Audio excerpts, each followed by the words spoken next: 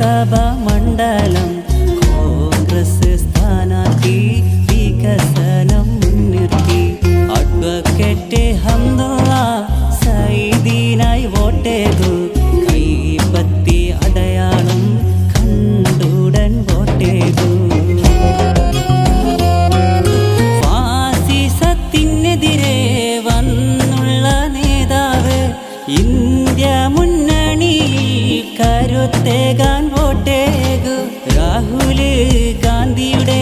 കരങ്ങൾക്ക് ബലമേകാൻ advocate Hamdullah സൈദീന് വോട്ടേകു